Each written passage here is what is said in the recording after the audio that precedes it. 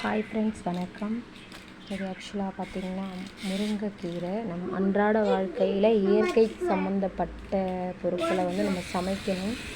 So அதில் இப்போ என்ன வச்சுருக்கேன்னு பார்த்திங்கனாக்கா முருங்கைக்கீரை தான் சமைக்கிறதுக்காக இந்த மாதிரி சின்ன வெங்காயம் பூண்டு எடுத்துக்கணும்.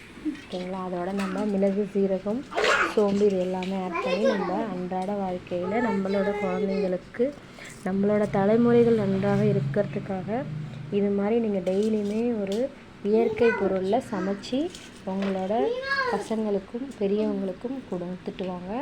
இது உண்மையிலே நல்லாயிருக்கும். நீங்கள் இதில் இந்த மாதிரி தண்ணி சாறு வைக்கிறது, சாம்பார் வைக்கிறது, நீங்கள் அதில் உங்களுக்கு விருப்பப்பட்ட என்ன டிஷ் வேணாலும் நீங்கள் செஞ்சுக்கலாம். இந்த மாதிரி ஒரு பொருளில் மருத்துவ குணம் உள்ளது. நம்ம ரசாயன கலந்த பொருட்களை நம்ம சாப்பிட வேண்டாம். இது மாதிரி இயற்கையில் உருவான கீரை வகைகளையும் காய் வகைகளையும் நம்ம சாப்பிடுவது மிகவும் நல்லது. இந்த வீடியோ உங்களுக்கு பிடிச்சிருச்சுன்னா மறக்காமல் லைக் பண்ணுங்கள், ஷேர் பண்ணுங்கள், கமெண்ட்ஸ் பண்ணுங்கள். தேங்க்யூ. ஹாய் ஃப்ரெண்ட்ஸ், வணக்கம். இது ஆக்சுவலாக பார்த்திங்கன்னா முருங்கைக்கீரை நம்ம அன்றாட வாழ்க்கையில் இயற்கை சம்மந்தப்பட்ட பொருட்களை நம்ம சமைக்கணும்.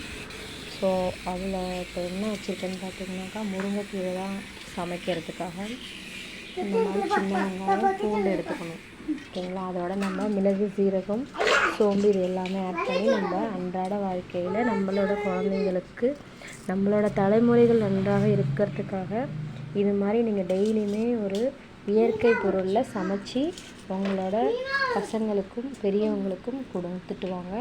இது உண்மையிலே நல்லாயிருக்கும். நீங்கள் இதில் இந்த மாதிரி தண்ணி சாறு வைக்கிறது, சாம்பார் வைக்கிறது, நீங்கள் அதில் உங்களுக்கு விருப்பப்பட்ட என்ன டிஷ் வேணாலும் நீங்கள் செஞ்சுக்கலாம். இந்த மாதிரி ஒரு பொருளில் மருத்துவ குணம் உள்ளது.